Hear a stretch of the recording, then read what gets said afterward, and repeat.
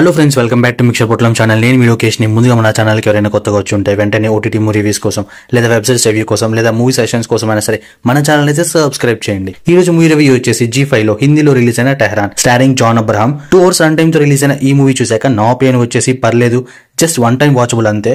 Movie అంతా కూడా Israel and Iran 2012 నుండి జరుగుతున్న జియో పొలిటికల్ కాన్ఫ్లిక్ట్ ని మనకైతే చూపిస్తారు. సో ఆ కాన్ఫ్లిక్ట్ ఇంపాక్ట్ వల్ల ఇండియాలో ఇజ్రాయెల్ డిప్లొమాట్ కి జరిగిన ఇన్సిడెంట్ గురించి ఈ మూవీ అంతా ఉంటుందన్నమాట. నోట్, మూవీ హిందీలో ఉంటుంది విత్ సబ్ టైటిల్స్. సింపుల్ గా స్టోరీ లైన్ చెప్పాలంటే 2012 లో ఇండియాలోని ఇస్రాయల్ డిప్లొమాట్ మీద బాంబ్ బ్లాస్ట్ అటాక్ అయితే జరుగుతుందన్నమాట. సో అందులో ఒక పాప చనిపోతుంది. సో దీని వెనకాల ఉన్న ఆ టెర్రరిస్ట్ ని పట్టుకోవడానికి ఇండియా రాజీవ్ కుమార్ ని అపాయింట్ చేస్తుంది అనమాట. అయితే రాజీవ్ కుమార్ దీని వెనకాల ఉన్న వాళ్ళని పట్టుకునే ప్రాసెస్ లో ఏమేం ఫ్యాక్ట్స్ బయటపడ్డాయి అండ్ లాస్ట్ ఏమైనా తెలియాలంటే ఈ మూవీ చూడాల్సిందే.